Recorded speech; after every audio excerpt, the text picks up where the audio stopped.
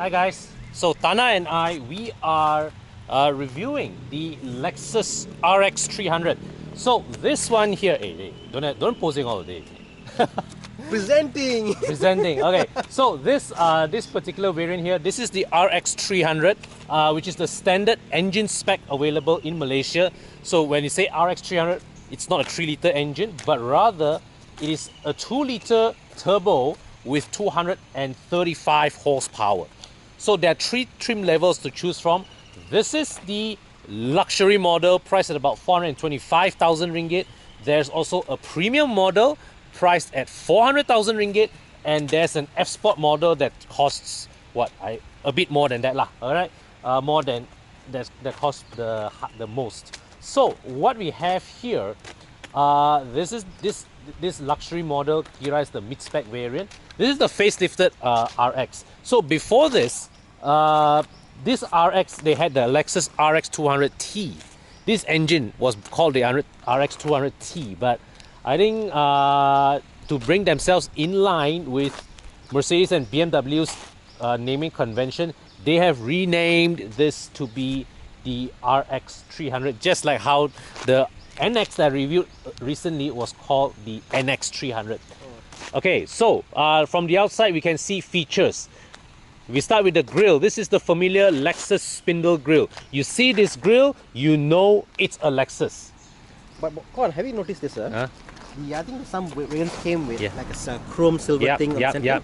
And this is all painted, isn't it? Yes. But this isn't black, you see. Look closely. Yeah. This is more of a metallic black. Yeah, it has a metallic tinge to it. And try to look from an angle. Yeah. At different angles, Yeah. you see that the center bits do pop out, and at certain bits it goes flat. So it's a very interesting take on that Lexus spindle. Yeah. Being in this color. And you notice that the Lexus logo is laminated. Oh yeah. Laminated. So what this car has is it has what they call Lexus Safety Sense. Hey, basically that's the Lexus term for all the autonomous emergency auto braking, radar cruise control, all those things. So the good thing is this is standard for all variants of the RX. Here you can see this lower camera here. This is for the 360-degree camera. This is not standard. This is only for the luxury model here, of course, but still, I believe the premium model, the base model, gives you at least a reverse camera. So it's not so bad. And that's the rest of them just turned up in the CX-8, which I will review in a separate video. Okay, so here you have this is LED headlamps here, and you've got LED front fog lights. Okay, what do you think? The design is So you know, these 3 are different actually. yeah. So you know how Lexus, they have that Takumi Masters have to do that origami test, the one that I filmed in a recent video. This whole styling, it actually reminds me of origami. So I think not difficult to see the inspiration there lah. So let's come around and see the other elements here. You've got 20-inch wheels, very very nice polished finish on those wheels. I love the finish. And this green is it's quite something actually. This green is quite spectacular. It's a nice match to the car's lines, and the way the window lines of this car is quite unique. The way this top part here, it slopes down, okay, and it does not, the fact that it does not match nicely with the rear lines, it has a sort of jarring appearance, but at the same time it gives the car a unique flavor. So you see, right, how this line here, it does not meet with the rear windscreen, and here it suddenly has this kink here. So it's all very jarring, but at the same time it looks unique. Like even here. Yeah. This quarter here, it's glass. Yeah. But they decided to make this whole thing glass all over here. Yeah. Purely for aesthetic. Yes. Yes. So you see this whole glass, but even though only here is see-through. All right. So you come to the back. You can see that they choose to play it a bit safer at the back. There's there's some edginess here and here, but overall when you look at this from the back, you recognize it's a Lexus. You recognize it's an RX. Okay. I see what you mean about the folds. Yeah. Where you look Right. at some Yeah. It really looks like this car is inspired. It looks like they inspired themselves with the whole like, origami. Like, how can we fold? Let's fold here. Yes. Let's fold here. Yes. Let's Yes. I Yes. mean, how difficult to make these kind of folds? Yes. You know, it's Yeah. it's pretty nice. Yep. So, does this have the Try it power? on the left. Swipe. No. No lah. It's okay. You still have powered tailgate, and are these yours? No. Bang. Okay. All right. So, nice luggage room. They're pretty big. Bigger. Big. Can fit your golf bags. Do you play golf? No, but I can fit here. That's how big it is. Okay. So definitely spacious. Yep. And oh, check this out. So you've got powered seat folding. Yeah. Nice. Wow. Canggih. Nice touch. But actually at the same time a bit unnecessary. Just a drop, isn't it? Yes. Yes. For me, I appreciate it has the one touch drop. That is very, very useful. But they could have, if they were nasty about it, what they could have done is they could have just done a simple release mechanism. Just one press, pop, the seat drops mechanically. I think it's because they have got the electric seats in the front. I think it's because they're doing it because they can. Because they can. Yeah, that's what being premium is about. Sometimes you do this kind of touches to show off that. Oh. I don't know. I didn't press anything. Try and see. Thana, you try lah, can ah? Can. Okay, so Bobby asked to try the anti-pinch by sacrificing my Okay, leg. so at least we know that this thing actually does have Okay, close.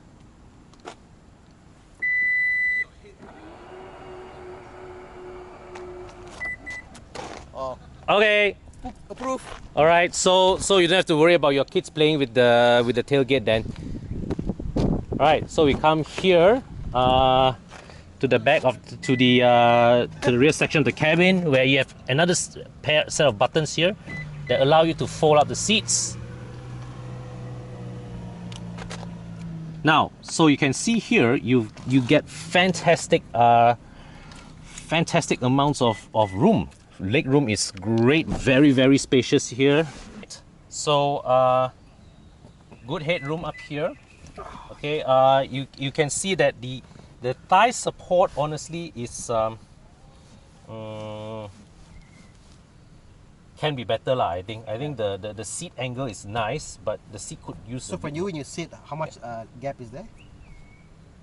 About it's not just the gap, but it's the fact that the seat does not rise up enough for me. Yeah. So this is a trick, isn't it? Most car companies, they actually make the seats smaller Yeah. to give the appearance of a bigger space here. Yeah. But here, I think mine, for me at least, it's about 1 to 2 Yep. fingers. Mhm. But again, look at this. Yep. Good room, good amount of room. You've got rear heated seats. You've got 2 USB ports here. Yep. And there you've got a cabin lamp here. No sunroof. And you've got these raisable sunshades. This is useful, believe me. As a father, I can testify to its importance. Now, let's come to the front.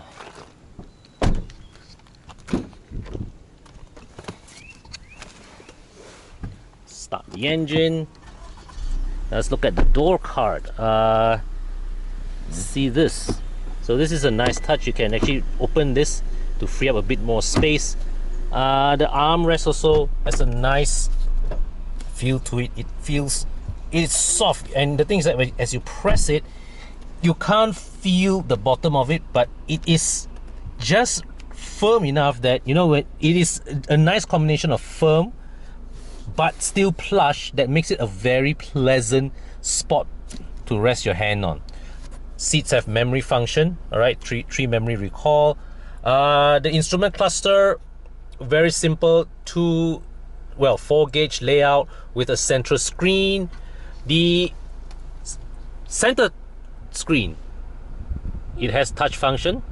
You get touch function, but once again, the display, the quality of the display, the resolution is good, but somehow the Lexus's graphics just don't look as attractive as the Europeans, right? Right. I also noticed that not all the menus here are touchscreen enabled. Yep. Yep. So press climate. Yeah. This certainly needs a bit of getting used to. You got to go home. But you have this though, I think. Yep. So you've got makes this the climate control. Okay. But look at the numbers. Look at the digits. This is from the 20th century, man. Yep. Any car from the era, lah, for that matter. Wow, this is cool. Check this out. So you see this, right? It's a variable height cup holder. Press this down if you have a big bottle. Push, rise. Nice. Okay, and I like this also. This is nice. You can just dock your phone here, or if you need an extra charge, there's a wireless charging tray right there. Yep. Okay, the phone is charging. If you can see, 2 USB ports here, 12-volt socket, clock, analog clock. I love having analog clocks in the car, even though none of my cars have analog clocks right now. As you can see here, you've got ventilated seats. Can't argue against ventilated seats in our weather. Here, this is the touchpad that allows you to interact with the screen, and this is the drive mode selection. I didn't notice this just now. All right. So it doesn't move. Yep. Yeah, but it moves. But the dash is a bit stained. I wonder whose work is this. Yep. Oh well. Yeah. So this whole area, this whole armrest area, very nice, very comfortable. It is like what I said earlier of this armrest. All in, right. The armrest areas are all very nicely padded. It is firm, yet they feel plush. The space here, it's a good what you call that? Good storage area. 2 USB ports, 1 aux jack, and a 12-volt socket. Nice. In the ES over here, they had a mirror. Yeah, it's nice, but I think it's something that's not necessary. Yeah, I know. It's entirely unnecessary. Like, why is there? I think it to me it is nicer. They just put this in a nice, solid form that feels solid. That feels solid. Let's see what else. Yep. So here you have it. I think there's no complaints in the overall quality. Lexus, once again, they built their cars to 3 seats. Why the hell do you need memory on the for the passenger? No, but there's 3 settings. But why do you need memory for the passenger? Good point. You don't. You actually don't. And but what is nice to have is the lock and unlock button on the passenger's door. Instead of being here. No, for me, you put it here is fine. You put it in the center console is fine. What I don't enjoy is when they put it only on the driver's seat, but not on the passenger seat. So just imagine when you go and tapao food. Yeah. All right. You leave your wife waiting in the car. When you come back, she has to stretch to the driver's seat. Whereas with this one, she does not. Yeah. Yep. So overall, I would say good overall selection of materials inside the cabin. Very good fit and finish. No complaints. And okay, let's put on my seatbelt and we will park under the shade. Okay. So, Thana, thoughts? I think it's a good SUV. If you want to get something that's different, not an X3, not a typical car that you'll see your neighbor has or someone your friend has who are in the same price bracket. Definitely unique. The color is also fantastic. Yeah. Whatever you see here inside, it's very premium. Premium is a word we use a lot, but then again, it is what it is. It's premium, guys. It's well built. Clocks, and just show our audience the camera. Yeah. So you can see here, guys, the resolution of the reverse camera is pretty average. The guidelines also look like something that came out of Microsoft Paint, if I'm to be frank. But the image stitching for a 360-degree camera, that is very, very smooth. It looks very seamless. You see, I always maintain that for 360-degree camera, right, you don't need very high resolution, but your image stitching has to be spot on so that the picture that you present there is comprehensible to the driver. Right. So I think this is this camera, I would rate this as average resolution but good 360-degree stitching. This camera is better than the one in XC90. Yeah, Volvo is the opposite. The stitching is poor. Volvo, fantastic resolution, super sharp resolution, but very, very average stitching. Yeah. Mercedes, to me, the best. Mercedes really nails the stitching and the resolution. Mercedes, you can drive the car by looking at the screen. Yeah. That's how good it is. Yeah. Okay, guys, so here we have it. This is our walk around of the Lexus RX 300. This version that we are testing here, 425,000 ringgit. So not cheap, but as we mentioned earlier, the acceptance factor of this vehicle is high. So this is not a car that if you turn up at a function, at an event, people ask you why didn't you buy that Mercedes or a BMW. You don't get questions like that. And also, I think the most attractive part about this is that you own a legitimate luxury vehicle, but you still enjoy Toyota reliability. Yeah. Can't argue against that.